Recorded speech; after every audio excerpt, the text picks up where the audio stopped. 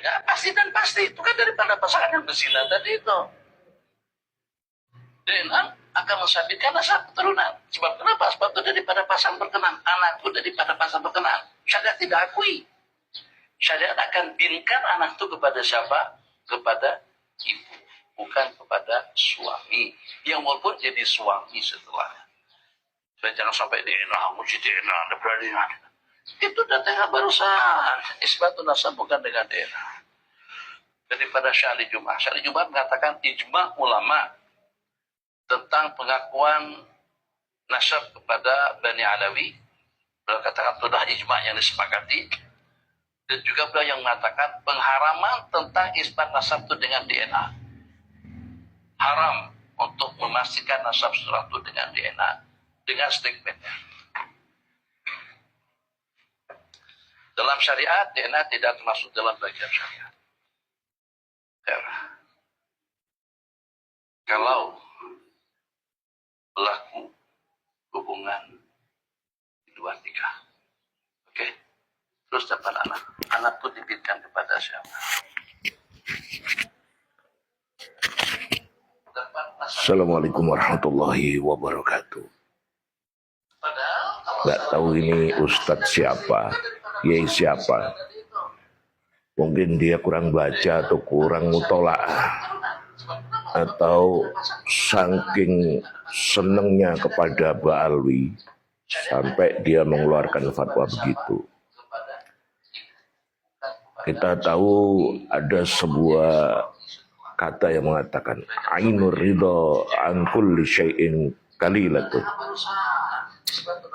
Jadi ketika kita menyenangi sesuatu, mata kita buta. Kita pernah belajar ibtalut tabanni.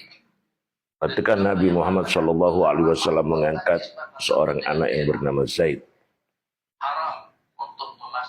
Allah di situ membatalkan tabanni. Ketika Rasulullah SAW mengawinkan Zaid dengan seorang perempuan, dan Zaid itu pun rumah tangganya berantakan, akhirnya terjadilah perceraian. Lalu istri daripada Zaid itu yang sudah diceraikan itu pun dinikahi oleh Rasulullah SAW. Artinya pengangkatan anak itu tidak otomatis pengangkatan anak itu menjadi anak, dan itu dibatalkan oleh Allah Subhanahu wa taala. Artinya apa? Kita di dalam penetapan atau pengangkatan anak menjadi anak kita itu bisa dibatalkan.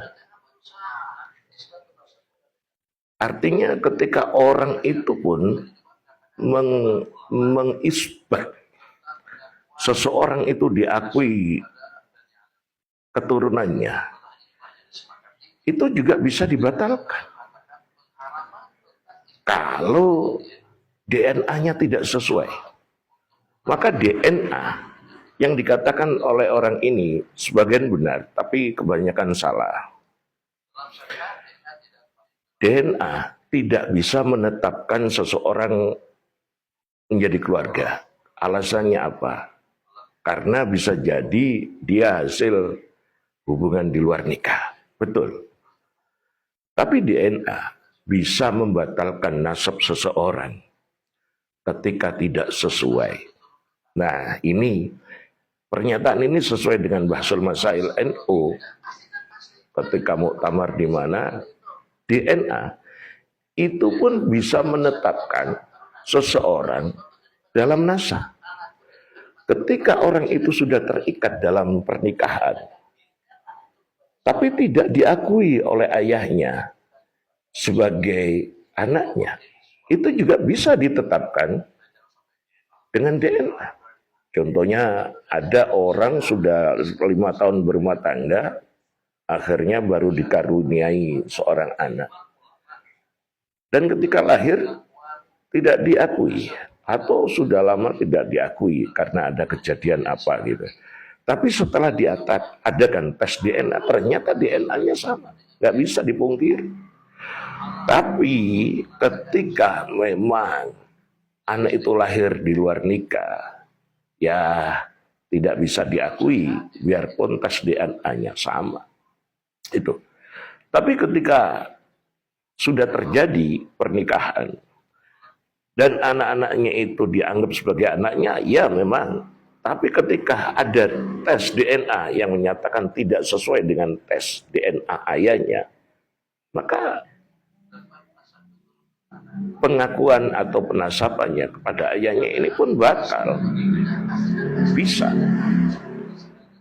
Di kejadian di luar negeri itu pun punya anak 3. Anaknya ini 3-tiganya DNA-nya tidak sama. Karena istrinya berhubungan dengan orang lain. Bagaimana ini? Nah, dengan tes DNA. Kesimpulannya, DNA itu tidak bisa menetapkan nasab, tapi DNA itu bisa membatalkan nasab. Ada pernyataan yang dikatakan oleh Ustadz ini, saya heran itu ya. Saya Ali Jum'ah kenapa kok bisa berfatwa seperti itu? Apa beliau tidak pernah melihat atau membaca sejarah ketika golongan Ba'alwi ini itu membuat satu kerajaan dinasti yang dinamakan dinasti Fatimiyah. Waktu itu dinasti Fatimiyah begitu besar di Mesir dan bertahan sekitar 100 hingga 200 tahun. Setelah tahu mereka bukan keturunan atau dzurriyyah Nabi, digempur habis-habisan. Dan mereka melarikan diri kemana-mana. Nah ini kok Syekh Jum'ah kok bisa mengatakan bahwa nasab Ba'alwi sah bi'ijma'il ulama. Lah apa beliau itu tidak mengkaji? Maka di sini kalau memang nasab Ba'alwi itu memang putus, ya sudah katakan putus saja, apa susahnya? Gak ada masalah. Gak ada masalah sama sekali. Karena apa? Mereka itu tidak nyambung asli. Mereka paksakan bahwa nasab mereka itu seolah-olah tersambung. Bagi orang awam, mungkin kalau mengatakan atau diucapkan dari A sampai Z nyambung. Padahal di tengah-tengah itu pencangkokannya itu dipaksakan. Sehingga keturunan-keturunan dari Ba'alwi ini bisa dikatakan bahwa mereka bukan keturunan Nabi. Karena apa? Kembali ke DNA. Satu ayah ini menurunkan 3 anak. Yang haplogrupnya J semua. Lalu ada satu anak yang mengaku-ngaku keturunan dari keluarga ini. Setelah beberapa abad mereka ngaku. Tapi ternyata apa? Setelah diadakan tes DNA, 3 saudara ini berhaplogrup J. Yang mengaku-ngaku ini berhaplogrup D. Ini apa bisa untuk membatalkan nasab? Bisa. Nah, haplogrup itu juga waktu itu tidak dibutuhkan dalam pengakuan atau pengisbatan nasab. Waktu itu belum ada memang. Dan tidak diperlukan. Tapi setelah adanya tes DNA ini, bisa digunakan sebagai alat tambahan. Namanya ilmu itu berkembang. Tidak bisa semata-mata, oh ini dalam agama. Nggak ada. Ini masalah fikih. Fikih itu berkembang. Jadi ketika ada unsur yang bisa menguatkan, kenapa tidak kita pakai? Apa masalahnya? Rasul itu berhaplogrup J, keluarga-keluarganya juga berhaplogrup J.